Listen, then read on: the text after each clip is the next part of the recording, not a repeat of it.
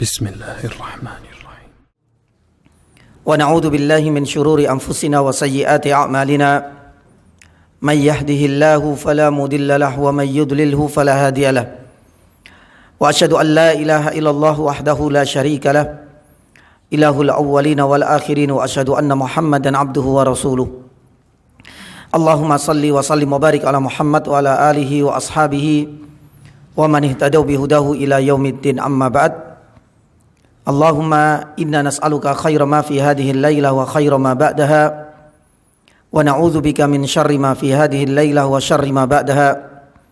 Allahumma sallimna ila Ramadan wa sallim lana Ramadan wa tasallamhu minna mutaqabbala.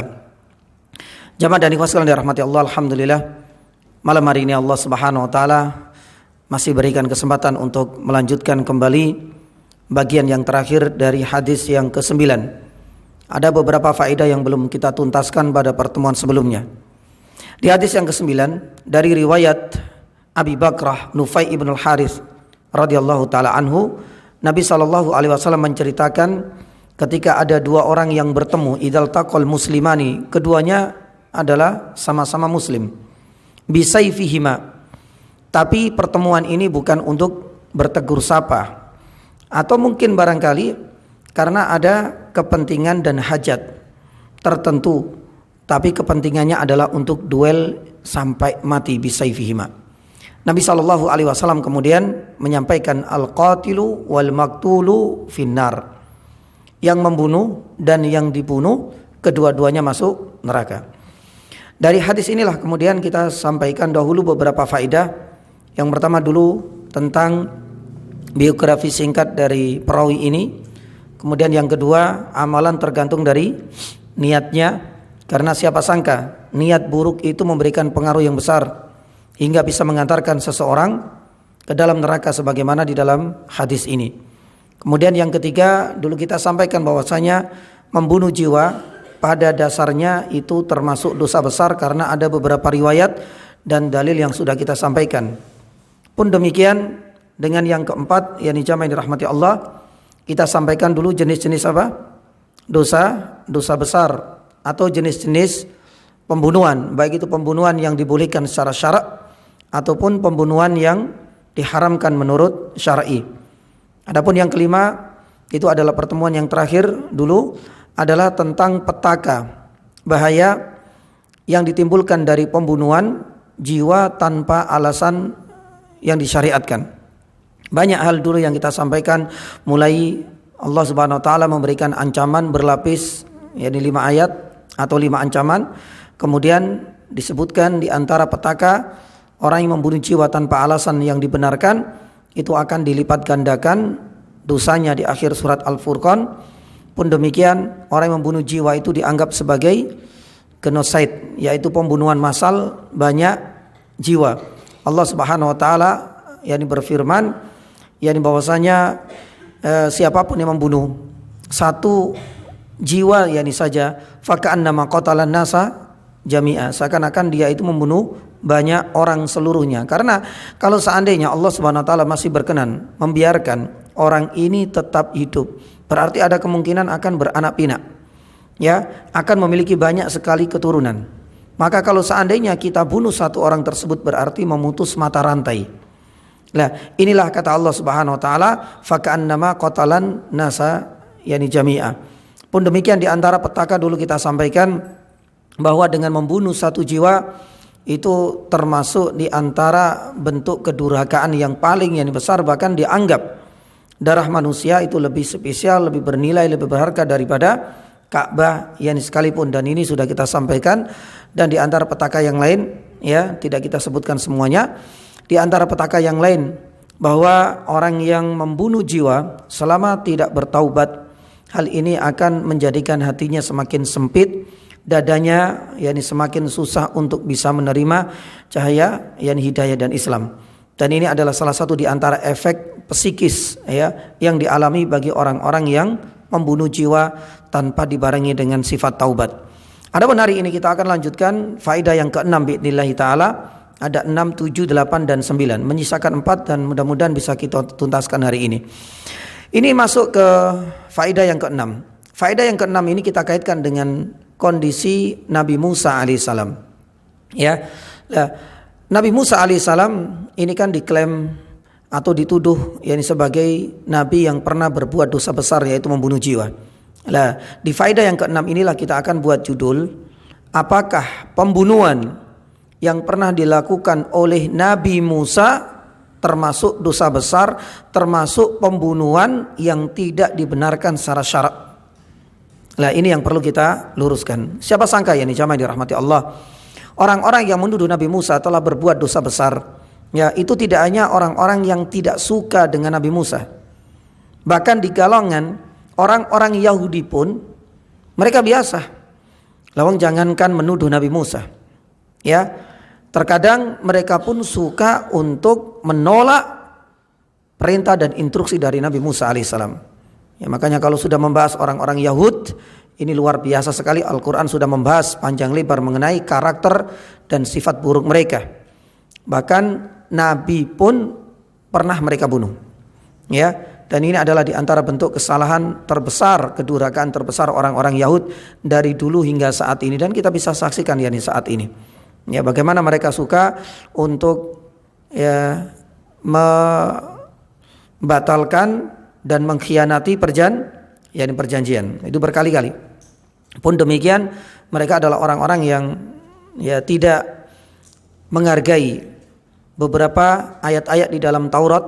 Bahkan ketika kita saksikan saat ini, di saat mereka membombardir, mereka membunuh, mereka terang-terangan membunuh anak kecil, membunuh orang-orang yang masih dirawat di rumah sakit. Karena ini adalah bagian dari karakter yang buruk. Jangankan kita manusia biasa seperti ini, lawang para nabi dulu saja pernah dibunuh oleh Bani Israel, dan ini sudah menjadi karakter yang melekat dari dulu hingga saat ini. Taib, jamaah dirahmati Allah Subhanahu wa taala, di faedah yang keenam ini kita akan ulas apakah memang pembunuhan yang pernah dilakukan oleh Nabi Musa alaihissalam dan itu diabadikan di dalam Al-Quran, di dalam surat Al-Qasas ayat yang ke-15, itu termasuk pembunuhan yang terlarang secara syarak. Para ulama sudah menjawab hal ini dengan 6 jawaban. Yang pertama, para ulama sepakat bahwasanya seluruh para nabi itu mustahil berbuat dosa besar. Memang ada silang pendapat di kalangan kelompok manusia. Ada yang mengatakan dosa besar itu mustahil, pun demikian dosa kecil mustahil bagi para nabi. Ini adalah orang-orang Rafidah. Ada yang mengatakan bahwasanya dosa besar dan dosa kecil sangat mungkin terjadi para nabi sekalipun. Dan ini adalah orang-orang Mu'tazilah, karena orang Mu'tazilah itu selalu menyamakan. Kalau seandainya kita sebagai manusia seperti para nabi, kalau kita pernah terjerumus dalam dosa besar, apa salahnya kita menyebut para nabi pun dan para utusan pernah berbuat dosa besar? Tapi Ahlussunnah wal Jamaah mengatakan bahwasanya harus dipisah antara dosa besar dengan dosa kecil. Ahlussunnah wal Jamaah sepakat bahwa dosa besar mustahil terjadi pada para utusan. Tapi kalau seandainya dosa kecil, itu sangat mungkin sekali terjadi pada para nabi dan para utusan. Dan ini adalah poin yang pertama. Kenapa kita awalkan dengan ini? Supaya kita tahu bahwasanya di antara bentuk dosa besar adalah pembunuhan jiwa. Dan dari kaidah dan jawaban pertama ini berarti sudah kita sepakati sebagaimana keyakinan Ahlussunnah wal Jamaah, para utusan para nabi termasuk diantaranya adalah Nabi Musa alaihissalam mustahil berbuat dosa besar. Ini adalah jawaban yang pertama. Jawaban yang kedua, kita masuk pada surat Al-Qasas ayat yang ke-15. Pembunuhan yang dilakukan oleh Nabi Musa itu karena alasan yang disyariatkan, yaitu melindungi, membela haknya orang-orang yang terdolimi oleh suku Kipti, Bani Israel. Kita tahu mereka dijadikan sebagai budaknya suku Kipti, kala itu menjadi suku yang superior, dan itulah suku dan kabilahnya Fir'aun. Karena Nabi Musa alaihissalam tergerak hatinya untuk membantu mereka, karena mereka disiksa, mereka didolimi, mereka tidak diberikan haknya. Akhirnya Nabi Musa alaihissalam disebutkan di dalam surat Al-Qasas ayat yang ke-15, fastaghatsahul ladzi, akhirnya mereka meminta bantuan. Gak ada yang bisa untuk mengijabai, mengabulkan keinginan dan permohonan dari Bani Israel yang tertindas. Hingga akhirnya kemudian Nabi Musa alaihissalam turun tangan. Ya, maka disinilah para ulama menjawab bahwa yang dilakukan oleh Nabi Musa yang akhirnya salah satu di antara mereka itu terbunuh karena apa? Alasan yang disyariatkan guna membantu, melindungi dan membela hak-hak ya orang-orang yang terdolimi. Dan ini juga diungkapkan oleh Imam Al-Qurtubi di dalam kitabnya Al-Jami' li Ahkamil Quran ketika memberikan komentar terhadap ayat ini, surat Al-Qasas ayat yang ke-15. Jadi alasannya dibenarkan secara syar'i. Kemudian yang ketiga, jamaah dirahmati Allah Subhanahu wa taala, para ulama mengatakan bahwasanya yang dilakukan oleh Nabi Musa alaihissalam itu kalau seandainya jenis pembunuhannya itu pembunuhan yang tidak disengaja. Ya, ada yang mengatakan pembunuhan itu adalah pembunuhan ya syibhu al-amad atau pembunuhan yang bersalah. Tidak disengaja. Makanya kalau kita lihat lebih teliti terhadap ayat 15 dari surat Al-Qasas, kita akan jumpai Allah Subhanahu wa taala memilih diksi di sini menggunakan kalimat fawakazahu Musa. Kata Imam Al-Qurtubi di dalam tafsirnya, fawakazahu itu artinya memukul tidak dengan keras banget. Tapi qadarullah langsung apa? Yani mati. Ya, mungkin karena dia punya jantung, nggak tahu juga. Tapi intisarinya subhanallah, kalimat yang dipilih oleh Allah itu bukan fadarabahu Musa di dalam surat Al-Qasas ayat 15, tapi fawakaza. Sedangkan wakaz dalam istilah bahasa kita itu adalah memukul yang tidak terlalu keras. Tapi qadarullah orang itu mati.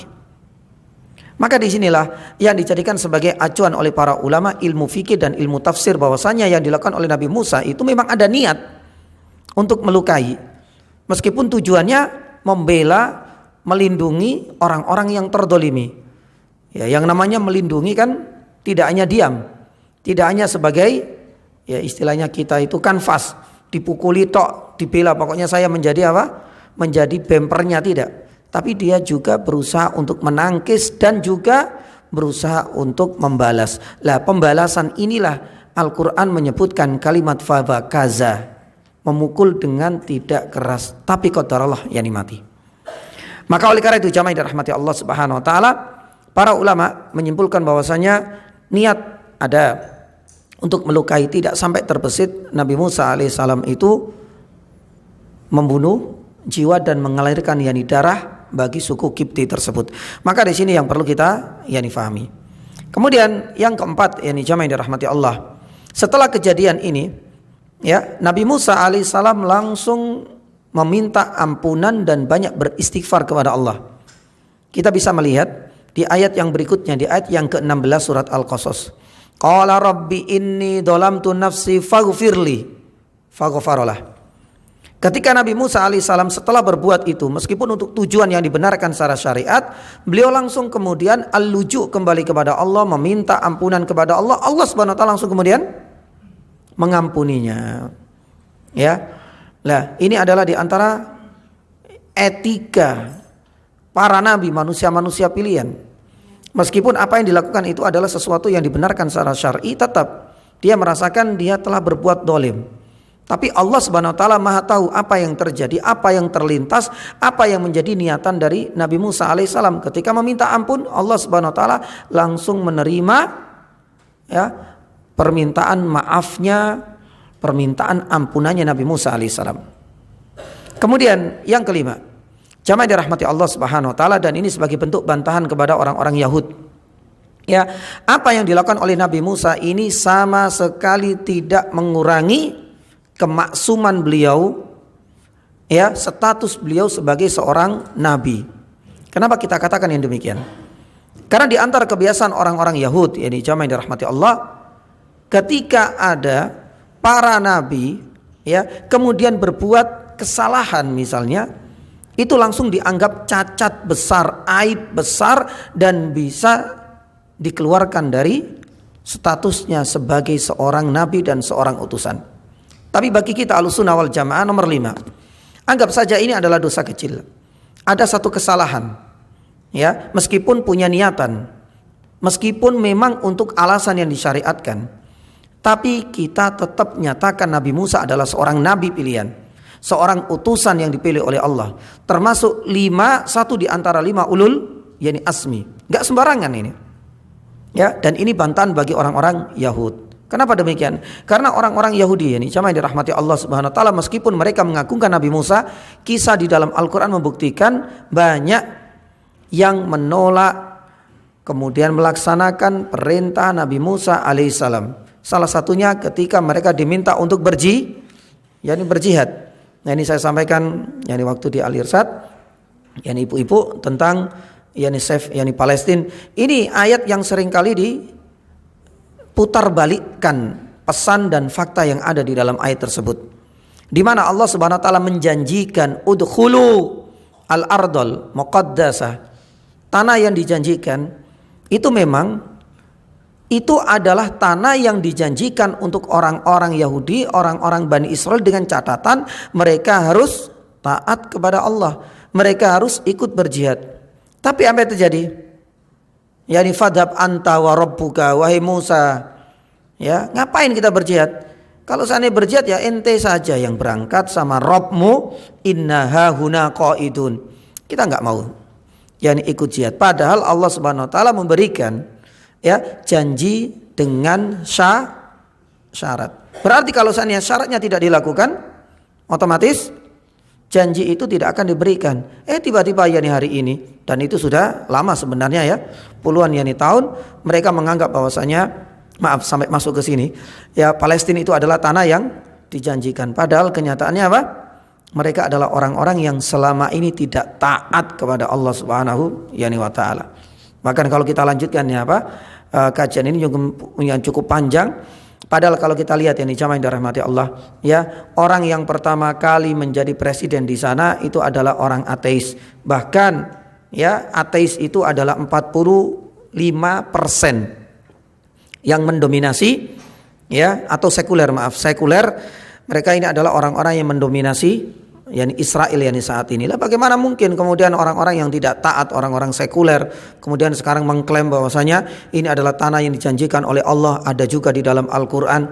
Mereka tidak memahami ayat ini dan selalu dipotong, dan ini menjadi salah satu alasan klasik mereka untuk mengklaim tanah Palestina sebagai tanahnya mereka. Maaf sampai ke sana, kita kembali lagi. Jamaah yang dirahmati Allah Subhanahu wa taala. Nabi Musa alaihissalam kita yakini tetap menjadi nabi pilihan Allah, satu di antara 5 nabi yang masuk ulul azmi. Apa yang dilakukan oleh Nabi Musa tadi sudah kita sampaikan, kita jawab dengan jawaban yang pertama, kedua, ketiga, keempat, dan yang kelima, tetap ini bukan merupakan aib besar hingga mengeluarkan Nabi Musa dari lingkaran para nabi yang mulia. Adapun yang terakhir, yang keenam, dan ini adalah jawaban dari Syekhul Islam Ibnu Taimiyah. Apakah ini adalah pembunuhan yang bersalah atau pembunuhan sengaja dan termasuk dosa besar? Nabi Musa alaihissalam, sebagaimana dikutip oleh Syekhul Islam Ibnu Taimiyah, yang dilakukan oleh beliau ini adalah sesuatu yang wajar karena dianggap peristiwa itu terjadi sebelum kenabian Nabi Musa alaihissalam. Jadi intinya apa yang dilakukan oleh Nabi Musa seandainya itu adalah sebuah kesalahan, tapi wajar. Karena kala itu Nabi Musa belum diangkat sebagai apa? Utusan. Itu adalah jawaban yang terakhir diungkapkan oleh Syekhul Islam Ibnu Taimiyah. Ala kulli hal jamaah yang dirahmati Allah Subhanahu wa taala, dari 6 jawaban ini semoga membuka benak kita, wacana kita bahwasanya pembunuhan yang dilakukan oleh Nabi Musa ini jenisnya seperti apa, pun demikian alasannya seperti apa, pun demikian apa yang bisa kita fahami bahwa Nabi Musa alaihissalam ini tidak sampai dikeluarkan dari lingkaran orang-orang pilihan yang kita kenal dengan para nabi dan para utusan. Dan seandainya mentok pun, kata Syekhul Islam Ibnu Taimiyah, kita anggap bahwasanya Nabi Musa ini bersalah lah. Kita anggap bahwasanya kesalahan Nabi Musa alaihissalam ini wajar karena kala itu belum diangkat sebagai utusan. Wallahu taala alam. Ini adalah faedah yang keenam. Faedah yang berikutnya jamaah yang dirahmati Allah, yang ketujuh, ini adalah tentang permasalahan klasik dalam dunia ilmu fikih, yaitu hukum bom bunuh diri. Saya akan sampaikan sesingkat-singkatnya karena masih menyisakan 2 faedah yang lain. Kenapa kita masukkan permasalahan bom bunuh diri? Kalau bunuh diri itu sudah kita bahas dulu ya, termasuk di antara jenis pembunuhan yang terlarang. Kenapa yang bom bunuh diri kita masukkan di sini? Karena selalu dikaitkan dengan isu-isu agama, atau dengan istilah lain adalah bom bunuh diri atas nama agama. Berarti ada kesan bahwasanya amalan seperti ini dilegalkan, dibolehkan oleh agama. Maka disinilah yang seringkali dibahas oleh para ulama dan tidak muncul kecuali di akhir-akhir ini saja, di tahun 90-an hingga saat ini. Jamaah yang dirahmati Allah Subhanahu wa taala, terkait bom bunuh diri atas nama agama ini ada 2 kubu di kalangan para ulama. Bom bunuh diri bukan bunuh diri saja, tapi bom bunuh diri atas nama agama. Ini ada 2 kubu di kalangan para ulama. Ada yang mengatakan hal ini diperbolehkan. Kita katakan banyak di antara ulama-ulama rata-rata di daerah ulama-ulama Syam pun demikian dengan ulama-ulama di Mesir mengatakan hal ini diperbolehkan. Bahkan salah satu di antara ulama Saudi tapi akhirnya kemudian dia mencabut ucapannya, itu adalah Syekh Jibrin rahimahullah taala, dulu membolehkan bom bunuh diri atas nama agama, tapi di akhir-akhir kemudian beliau mencabut ucapannya sendiri. Ini adalah kelompok yang pertama, bahwasanya membunuh jiwa, membunuh dirinya sendiri untuk tujuan agama, hal ini diperbolehkan. Alasannya jamaah dirahmati Allah Subhanahu wa taala, dan ini menjadi salah satu alasan yang paling sering kali disampaikan karena faktor darurat. Meskipun nanti ada beberapa hadis nanti kita akan urai apakah memang ini layak untuk dijadikan sebagai dalil bagi pendapat yang pertama yang membolehkan. Intisarinya banyak di antara mereka mengatakan ini sudah tidak ada cara lain. Ini dalam kondisi darurat.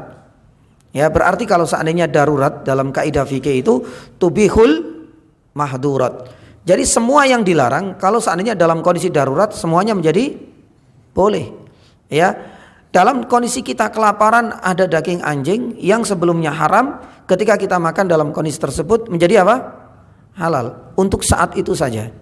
Sama juga dengan dalil yang dipakai oleh mereka, kondisi kita darurat, sudah kita nggak bisa menembus misalnya benteng kokoh mereka kalau tidak dengan cara ini sudah darurat. Maka meskipun pada dasarnya dilarang, karena kondisi darurat menjadikan hal tersebut menjadi halal dan diperbolehkan. Taib, ini adalah pendapat yang pertama yang mengatakan boleh. Banyak hadis dan banyak juga nanti ayat, nanti kita akan sampaikan. Tapi alasan klasik mereka adalah hal ini dalam kondisi darurat. Pendapat yang kedua, mereka mengatakan bahwasanya bom bunuh diri atas nama agama ini tidak diperbolehkan. Karena bunuh diri dalam kondisi apapun terlarang secara absolut, secara mutlak. Lawang di dalam hadis yang dulu pernah kita sampaikan, dan ini salah satu dalilnya. Dalam hadis ini dahulu, ketika ada sahabat, bayangkan, yang berjuang berjihad bersama Nabi, dalam kondisi dia sudah terluka parah, sebenarnya tinggal menunggu waktu saja, kalau dia mati ya mati, insya Allah akan masuk surga. Tapi apa yang terjadi jamaah? Dia mengambil apa? Pedangnya, tapi mata pedangnya diletakkan di dadanya, kemudian dia tekan, akhirnya dia mati. Hal-hal seperti ini jamaah dirahmati Allah, Nabi SAW langsung tegas mengatakan huwa finnar, dia di neraka atas perbuatan ini. Gak peduli kalau seandainya sebelumnya dia terluka parah, toh sama Ustaz. Seandainya dia itu biarkan juga mati, seandainya dia bunuh diri dalam kondisi ini juga akan mati. Toh dia juga termasuk sahabat loh, ikut berjuang, gak sembarangan bersama Nabi SAW. Tapi tidak ada toleransi bagi Nabi SAW. Huwa finnar. Karena perbuatan bunuh diri atas nama apapun, atas alasan apapun, itu terlarang secara mutlak.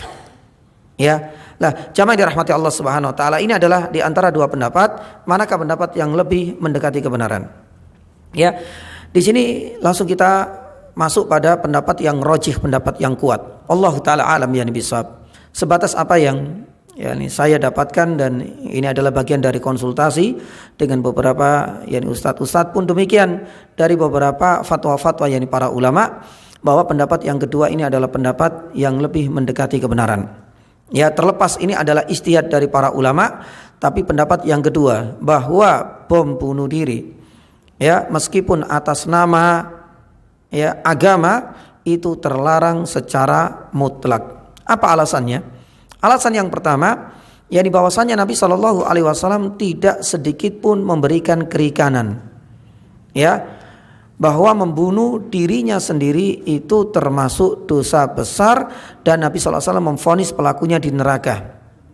Dan tak ada satupun riwayat bahwasanya Nabi Shallallahu Alaihi Wasallam memberikan kelonggaran ataupun keringanan bagi para pelaku bunuh diri, dan itu menunjukkan berarti hukumnya mutlak terlarang. Ini adalah jawaban yang pertama para ulama.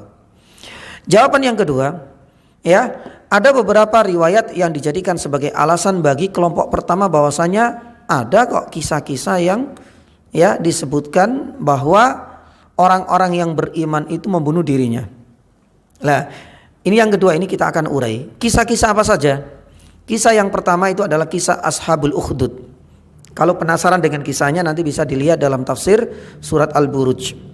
Allah Subhanahu wa taala firman di dalam surat Al-Buruj mulai ayat yang keempat dan seterusnya, qutila ashabul ukhdud an-nari dzatil waqud. Ya, ini kan nanti ada kisahnya ashabul ukhdud. Di mana singkat cerita ya, dahulu ada seorang penguasa yang menuntut bagi para rakyatnya atau rakyatnya sendiri harus mengikuti agama berhala, ya, artinya tidak menyembah kepada Allah Subhanahu wa taala. Hingga ada seorang pemuda, ini singkat ceritanya. Seorang pemuda inilah adalah orang yang beriman. Dia menolak untuk menyembah kecuali kepada Allah Subhanahu wa taala. Akhirnya kemudian usaha dari kepala negara atau penguasa ini berusaha untuk membunuh si pemuda ini. Nanti bisa dilihat ya dalam tafsir, paling enggak ya tafsir Ibnu Katsir, nanti kita akan dapatkan ceritanya ini. Dia dibawa ke ujung ya atau ke atas gunung, dilemparkan. Sebelum dilemparkan Allah Subhanahu wa taala selamatkan. Dia balik lagi ke istana dalam kondisi sehat walafiat. Sedangkan para tentaranya mati semua. Ya, akhirnya kemudian dibawa lagi dalam riwayat. Ya, mau diikat, kemudian mau dilemparkan kemana? Ke tengah lautan. Subhanallah, Allah Subhanahu wa taala selamatkan pemuda ini.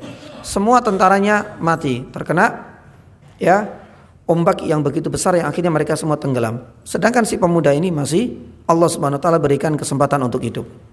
Lah disinilah kemudian kisah ini berakhir ketika si pemuda itu menawarkan, wahai para atau sang penguasa, kalau seandainya engkau ingin benar-benar membunuh saya, karena yang namanya mati dan hidup itu adalah haknya Allah. Kalau seandainya Allah Subhanahu wa taala belum menginginkan saya mati, ya seperti hari ini, dengan cara apapun manusia berusaha untuk membunuhku nggak akan mati. Kalau seandainya engkau pengen membunuhku, satu syaratnya, kumpulkan seluruh rakyat. Nah ini syaratnya. Ya. Kemudian kayak semacam dibuat stage atau panggung seperti itu, semuanya harus melihat. Ya. Dan tatkala engkau ingin membunuhku, bacalah al-basmalah. Kisah ini sangat masyhur, ya. Lah, subhanallah, ketika sang penguasa ini memanah dan tepat sasaran di dada, setelah dia membaca basmalah atas nama Allah Subhanahu, pemuda ini kemudian meninggal. Apa efeknya jamaah? Hampir seluruh rakyatnya beriman. Berarti yang benar itu adalah Robnya, Tuhannya si pemuda, bukan sang penguasa yang mengklaim dirinya sebagai Tuhan. Lah efeknya ketika banyak yang beriman, kemudian dibuatlah parit. Lah di sini ceritanya di dalam surat Al-Buruj. Qutila ashabul ukhdud. Jalanan itu di setting jadi parit, kemudian kayu bakar di situ. Semua orang yang beriman mengikuti Robnya sang pemuda itu langsung dibakar, hidup-hidup. Nah, bagaimana dengan kisah ini? Apakah kisah ini bisa dianggap dalil yang kuat yang menunjukkan bahwasanya bolehnya bom bunuh diri atas nama agama? Para ulama mengatakan tidak. Ya, ini tidak relevan. Ini tidak relevan sama sekali. Kenapa demikian? Karena si pemuda ini tidak menusuk, tidak membunuh dirinya sendiri. Ini yang harus dibedakan. Ya. Si pemuda ini jamaah dirahmati Allah Subhanahu wa taala, posisinya beliau tidak memencet tombolnya sendiri atau tidak kemudian menusuk dirinya sendiri, tapi yang membunuh itu adalah orang lain. Dari pengertian dan dari seperti ini bisa diambil kesimpulan bahwasanya si pemuda itu tidak bisa dikatakan sebagai orang yang bunuh diri. Ini beda. Ya. Nah, ini adalah jawaban para ulama. Kemudian yang kedua, kisah yang dijadikan sebagai alasan pendapat yang pertama itu adalah kisah Al-Barra ibnu Malik. Al-Barra ibnu Malik kisahnya sangat masyhur ketika menyerang benteng Yamamah di tahun 11 Hijriah. Ini adalah di tahun-tahun kekhalifahan Abu Bakar guna untuk menyerang bentengnya Musailamah Al-Kadzdzab. Subhanallah, apa yang terjadi jemaah? Susah sekali untuk menembus benteng. Yang akhirnya kemudian Al-Barra ibnu Malik menawarkan dirinya untuk dilempar karena tubuhnya kecil, kurus. Jadi dilempar supaya bisa masuk ke dalam benteng itu dengan harapan dia nanti bisa membuka gerbang benteng itu dari dalam. Karena sudah nggak bisa menembus lagi. Akhirnya mereka setuju, dilempar, tapi tetap dia itu membawa senjata. Dia berusaha untuk menangkis, subhanallah. Akhirnya gerbang yang begitu besarnya itu mampu dibuka oleh beliau. Kaum muslimin, para sahabat akhirnya masuk dan mampu menguasai benteng tersebut. Pertanyaannya di sini jamaah dirahmati Allah. Kalau seandainya kisah ini dijadikan sebagai alasan bolehnya bunuh diri atas nama agama, salah. Karena posisi dia tidak sedang bunuh diri. Tapi posisi dia ini sedang sedang membela dirinya dia. Dia nggak ingin mati sebenarnya. Dia pengen benar-benar membunuh orang-orang yang ada di balik gerbang itu dan dia berusaha menangkis. Makanya dia tetap membawa senjata. Dan subhanallah, kisah ini membuktikan bahwasannya ini bukan usaha pembunuh diri karena Al-Barra ibnu Malik radhiyallahu taala anhu, Allah Subhanahu wa taala panjangkan usianya. Ya, itu tahun ke-11 Hijriah. Baru di tahun sekitar 80 Hijriah Allah Subhanahu wa taala wafatkan. Ya, berarti kisah ini tidak bisa dijadikan sebagai hujah dibolehkannya bom bunuh diri atas nama agama karena posisinya dia itu tidak menyerahkan dirinya untuk dibunuh atau ditebas. Enggak, dia tetap berusaha untuk membuka dari dalam. Pun demikian dengan kisah yang ketiga. Ya, yang bersumber dari Al-Auf ibnu Haris, Al-Auf ibnu Haris ibnu Afrah. Di mana beliau ketika perang Badar bertanya kepada Rasulullah SAW, "Ya Rasulullah, apa yang menjadikan Allah Subhanahu wa taala sampai tertawa?" Ya, Nabi sallallahu alaihi wasallam kemudian menyampaikan bahwasanya Allah Subhanahu wa taala tertawa karena melihat ada seorang mujahid yang gagah berani kemudian masuk ke barisan musuh-musuh Allah tanpa membawa pelindung. Ini pun kadang-kadang dijadikan sebagai hujah oleh pendapat yang pertama bolehnya bom bunuh diri. Ini beda nih jemaah. Yang disampaikan oleh Rasul sallallahu alaihi wasallam bukan menyerahkan jasadnya, tidak. Ya, dia tidak memakai pelindung tapi dia berusaha untuk menangkis dengan membawa senjata. Kalau seandainya dia itu enggak membawa senjata, ya ini namanya bunuh diri. Itu bedanya. Maka jamaah dirahmati Allah Subhanahu wa taala, 3 riwayat inilah, satu kisah yang ada di dalam tafsir surat Al-Buruj, pun demikian dengan kisahnya Al-Barra ibnu Malik tadi ketika dilemparkan, kemudian kisah yang ketiga ini sebenarnya tidak bisa dijadikan sebagai hujah bolehnya bom bunuh diri atas nama agama karena memang tidak tepat sasaran. Taib. Ini adalah yang kedua. Jadi yang pertama, semua dalil menunjukkan mutlak terlarang. Yang kedua, kisah-kisah yang kami sebutkan tadi tidak tepat sasaran. Bahkan sebaliknya tidak ada isyarat dibolehkannya bunuh diri. Yang ketiga, para ulama mengatakan bahwasanya bom bunuh diri itu atas nama agama terlarang, maka konsekuensinya orang yang meninggal itu tidak bisa dikatakan syahid. Jadi pelaku orang ini tidak bisa dikatakan syahid. Ini penting sekali. Ya, karena memang dasarnya tadi sudah kita jawab. Karena ini bukan termasuk sesuatu yang diperbolehkan. Berarti sesuatu yang tidak diperbolehkan ya, otomatis ketika orang itu melakukan sesuatu yang terlarang di dalam syariat, tidak bisa kemudian kita apresiasi, yakni kita hargai, kita hormati usaha yakni dia tidak. Makanya Syekh Utsaimin rahimahullah, saya katakan Syekh Utsaimin rahimahullah mengatakan pelaku yakni bom bunuh diri atas nama agama sekalipun itu tidak bisa disebut sebagai syahid. Itu yang ketiga. Yang keempat, supaya nanti kita tidak salah. Ya, sekalipun dia itu telah berbuat dosa, ya, karena melangkahi syariat Allah Subhanahu wa taala, melakukan bom bunuh diri, tetap kita yakni berusaha untuk mendoakannya. Berbeda dengan orang-orang Khawarij. Orang-orang Khawarij yakni mengatakan orang yang melakukan dosa besar berarti sudah dianggap keluar dari yakni Islam. Kita tidak mengatakan demikian. Ya, kita katakan bahwasanya orang ini salah di dalam ijtihad. Itu yang paling ringan dan itu yang paling bijak. Ya, maka seandainya dia itu salah di dalam ijtihad, mudah-mudahan Allah Subhanahu wa taala mengampuni dosa-dosanya dan semoga Allah Subhanahu wa taala memaafkan yani pula. Tapi tetap poin yang ketiga tidak bisa kita sebut sebagai apa? Yani syahid. Tapi kita tetap mendoakan semoga Allah Subhanahu wa taala mengampuni dosa-dosanya karena mereka masih saudara seiman dengan kita. Baik, ini adalah di antara 4 jawaban yang dikemukakan oleh para yakni ulama. Kemudian jamaah dirahmati Allah, yang ke berapa ini?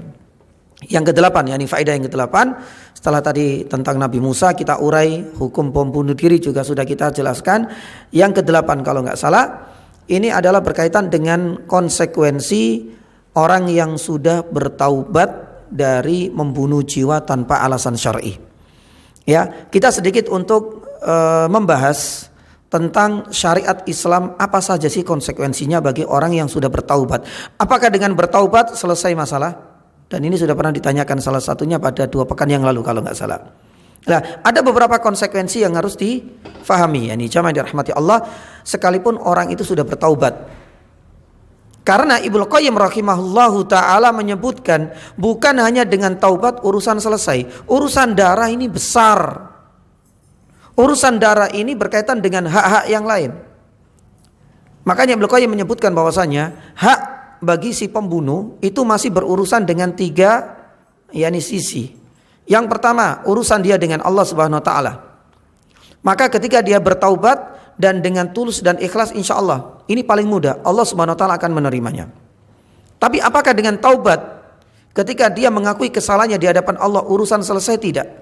Yang kedua, hakul maktul, haknya orang yang dibunuh. Kata Ibnu Qayyim rahimahullahu taala, kalau seandainya urusan taubat ini sudah tuntas, maka belum tentu, karena masih ada urusan yang kedua. Tapi bagaimana dengan haknya si korban? Si korban sudah meninggal. Maka kata Ibnu Qayyim rahimahullah ta'ala, urusannya nanti di akhirat. Tapi selama dia bertaubat dengan taubatan nasuha, semoga Allah Subhanahu wa taala yuslihullah bainahu wa bainah. Semoga Allah Subhanahu wa taala itu mendamaikan, memperbaiki hubungan nanti di akhirat antara si pembunuh dengan yang dibunuh. Asalkan tadi yang pertama sudah terselesaikan, yaitu taubat kepada Allah. Dan ini yang paling berat. Ya. Meskipun mungkin di Indonesia dia sudah di penjara berpuluh-puluh tahun, dia sudah bertaubat, tapi haknya ini nanti urusannya dengan ya si pembunuh atau yang dibunuh, korban nanti di akhirat. Sedangkan yang ketiga ini juga berat. Dalam syariat Islam itu ada hak yang ketiga, yaitu haknya wali, yaitu orang atau ahli waris yang dibunuh atau si korban. Wali si korban ini ada haknya. Hanya saja di dalam hukum positif tidak disebut masalah hal ini. Ya. Maka oleh karena itu jamaah yang dirahmati Allah Subhanahu wa taala, berkaitan yani hak wali ini ada 4 yani tahapan, dan nanti kita akan yani sampaikan insyaallah setelah adzan, baru kita akan sampaikan faedah yang paling akhir, bantahan untuk orang-orang Khawarij. Taib, yani setelah adzan nanti kita akan lanjut. Alhamdulillahilladzi hadana li hada wa ma kunna linahtadiya laula an hadanallah, wa asyhadu an la ilaha illallah wa asyhadu anna Muhammadan abduhu wa rasuluh. Jamaah dirahmati Allah, di antara hak kata Ibnu Qayyim rahimahullahu taala yang dikaitkan dengan si pembunuh ini ada 3 hak. Hak yang pertama adalah ya setelah dia bertaubat haknya Allah tuntas, maka berarti yang kedua masih ada kelanjutan urusan dengan hak yang dibunuh atau si korban. Tapi waktunya nanti, karena di dunia sudah meninggal. Ya, tapi kata Ibnu Qayyim rahimahullah taala yuslihullahu baina wa bainah. Semoga Allah Subhanahu wa taala dengan taubatnya inilah yang akan bisa memperbaiki hubungan antara dua orang ini, antara pembunuh nanti di hari kiamat pun demikian dengan yang dibunuh. Inti sarinya memperbaiki ini adalah paling tidak ya meringankan proses apa?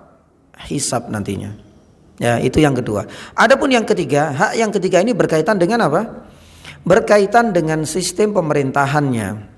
Ya, kalau seandainya sistem pemerintahnya menerapkan syariat Islam, berarti hak yang ketiga ini harus dijalankan. Apa itu?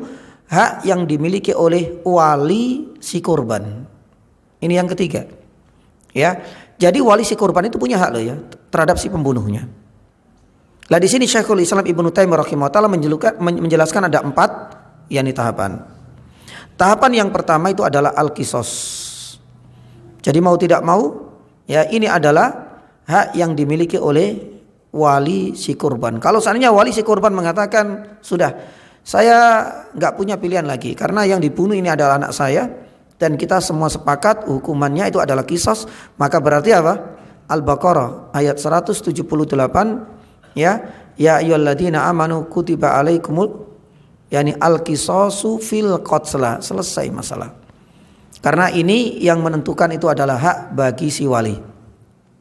Ya, jadi haknya dia si korban sudah bertobat kepada Allah. Ini haknya. Haknya yakni dia dengan si pembunuhnya itu nanti di akhirat. Di dunia ini masih belum selesai ya. Masih harus dituntaskan. Si wali dari korban tersebut punya hak. Dan ini ada beberapa tahapan. Tahapan pertama, kalau seandainya pilihan pertama diambil oleh hak si wali, harus dikisas sebagaimana di dalam surat Al-Baqarah ayat 178, ya al-qadhi harus mengeksekusinya. Ini adalah tahapan yang pertama kata Syekh Utsaimin. Tahapan yang kedua, jamaah dirahmati Allah Subhanahu wa taala. Kalau seandainya si wali ini memberikan permintaan atau memberikan maaf kepada si pembunuh, hal ini juga diperbolehkan. Ya, bahkan sebagian ulama mengatakan seandainya si pembunuh ini ternyata terkenal dengan orang yang baik. Maksudnya baik itu secara kesehariannya. Qaddarallah karena satu kasus dia sampai membunuh. Maka sebagian ulama ada yang mengatakan dianjurkan untuk lebih memberikan apa? Opsi yang kedua, yaitu membuka pintu maaf. Kalau seandainya pilihan yang kedua yang diambil oleh si wali, sudah kita sepakat nggak usah dikisas, kita memberikan maaf kepada si pembunuh, maka berarti apa? Dia harus membayar diyah. Diyah itu artinya sanksi yang harus dibayarkan oleh si pembunuh dengan angka yang begitu fantastis. Karena di dalam sebuah riwayat yang harus dibayar itu 100 onta ya nih coba. Dan kalau seandainya satu onta itu kisaran 60 sampai 50 juta, berarti kali 100 berapa itu? Ya, berapa M itu Pak? Sampai M ya. Lah itu yang dibayarkan untuk satu yani jiwa. Memang luar biasa sekali dalam syariat kita, karena kembali lagi kepada yang saya sampaikan dulu, bahwasanya darah seorang mukmin itu lebih mulia, lebih agung, lebih spesial, lebih berharga daripada Ka'bah sekalipun.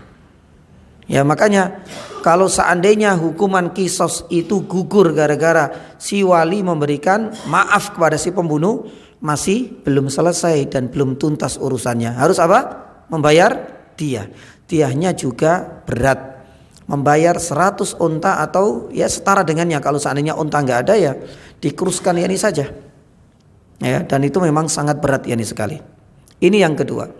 Sebagaimana Allah Subhanahu wa taala firman masih di ayat yang sama, ya, faman ufiya lahu min akhi syai'un fattiba'un bil ma'ruf. Kalau seandainya si wali itu memberikan ufiya, memberikan pintu maaf, ya alhamdulillah dia masih diberikan kesempatan hidup, tapi harus membayar 100 unta atau yang setara dengannya.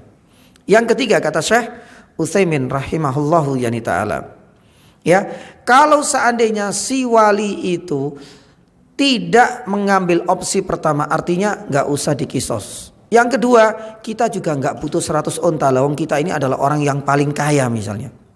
Ya artinya ya sudahlah, kita nggak mengambil opsi pertama, nggak mengambil opsi kedua. Ya, apakah hal ini diperbolehkan? Kata Syekh Utsaimin rahimahullah taala boleh, dan ini adalah langkah yang ketiga. Bukan langkah yang pertama ya, ini opsi yang ketiga. Allah Subhanahu wa taala firman di dalam surat Al-Maidah ayat 45. Ya, faman tasaddaqa fi fahuwa kafaratullah. Kalau seandainya dia bersedekah, artinya kan sudahlah. Yani kami ridha. Ya, kita enggak usah mengambil opsi pertama kisos. Kita juga enggak ingin juga menerima diyah 100 unta karena kita alhamdulillah berkecukupan. Ya, maka langkah ketiga ini juga termasuk diperbolehkan. Dan para ulama menyebutkan ada langkah yang terakhir yang keempat. Apa itu? Kisos enggak mau. Opsi yang kedua juga enggak diambil. Yang ketiga, yani juga enggak. Yang keempat itu adalah jalan damai tapi dengan tebusan selain diyah. Apakah boleh? Misalnya ya sudah kita selesaikan secara kekeluargaan damai ya. Iya. Kisos enggak. 100 unta enggak. Ya, yang ketiga kita enggak mau. Kita pengen ada tebusan. Boleh enggak seperti ini? Para ulama membolehkan. Jadi tebusannya itu sesuai dengan apa? Kesepakatan. Makanya Syekh Utsaimin rahimahullah taala di sini, kesepakatan tebusan ini bisa lebih mahal daripada 100 unta dan bisa lebih murah, tergantung kesepakatan di antara mereka. Nah, ini adalah di antara langkah-langkah real ketika dalam kasus pembunuhan itu sudah terbukti siapa pelakunya. Haknya dia dengan Allah harus tuntas melalui taubat. Haknya dia dengan si maktul yang dibunuh nanti saatnya. Tapi dengan taubat ini sudah menjadi modal bagi si pembunuh, mudah-mudahan akan meringankan beban dihisab nanti. Dan yang ketiga, masih belum tuntas, tapi hal ini berlaku kalau seandainya syariat Islam diperlakukan dalam sebuah negara. Tapi kalau tidak, ya jangan nuntut. Karena di dalam hukum positif kita KUHP nggak ada loh ya. Nggak ada, harus kita alhamdulillah nanti kita dapat 100 unta. Cari ubok-obok dalam KUHP ya nggak akan ada, 100 unta itu nggak akan ketemu. Ya itu berlaku kalau seandainya apa? Syariat Islam itu diterapkan. Ya.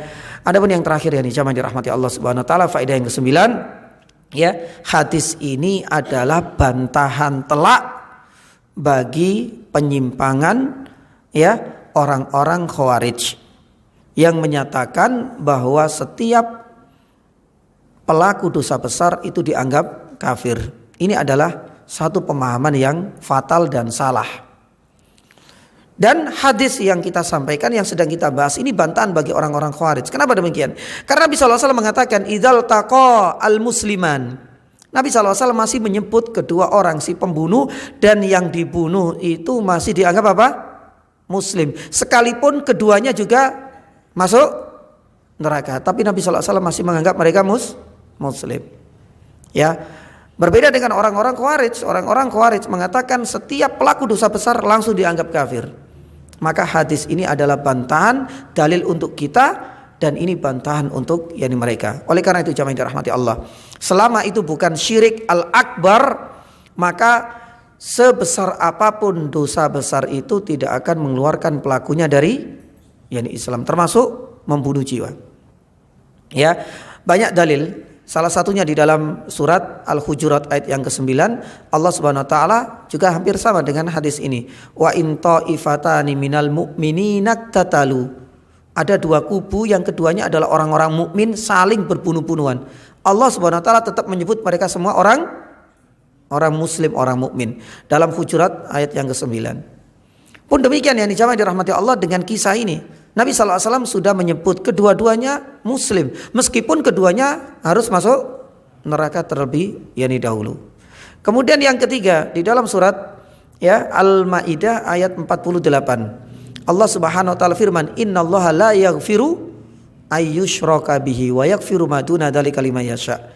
Selama itu bukan syirik al-akbar yang mengeluarkan pelakunya dari Islam.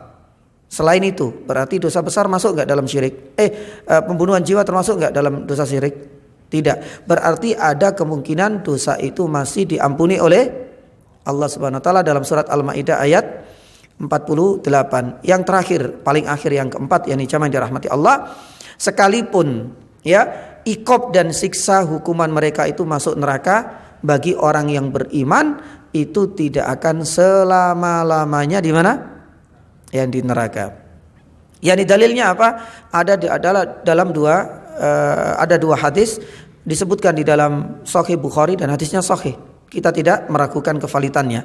Dan yang kedua di dalam sahih di dalam Sunan At-Tirmidzi, di mana yang pertama Allah Subhanahu wa taala innallaha yukhrij. Allah Subhanahu wa taala akan mengeluarkan orang-orang yang beriman dari neraka. Ya, ketika mereka masih memiliki modal apa? Mithqala khardalin min iman.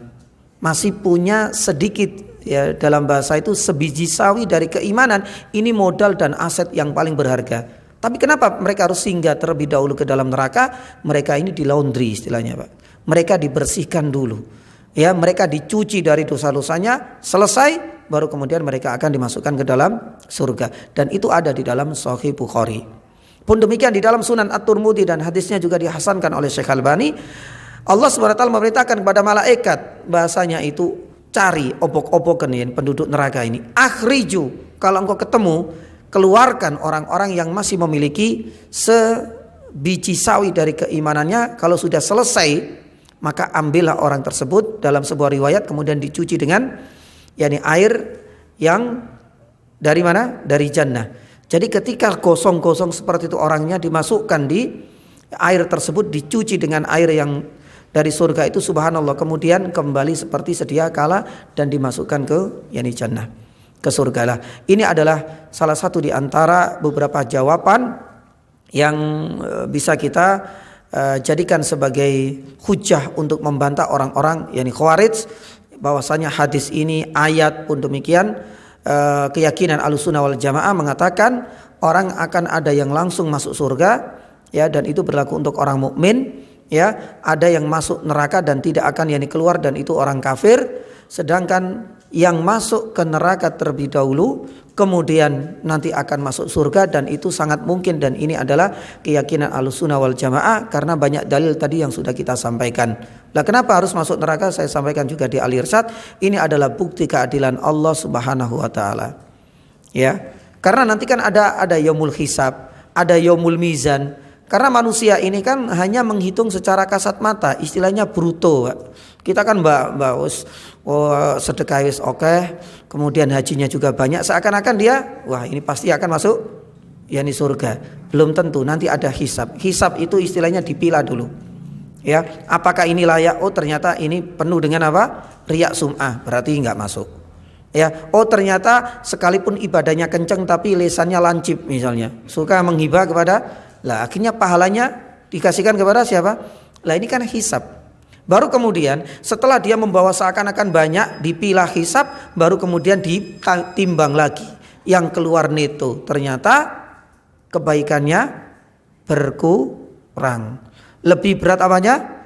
Keburukannya. Lah kemana tempatnya? Lah ini sebagai bukti keadilan akan masuk neraka terlebih dahulu.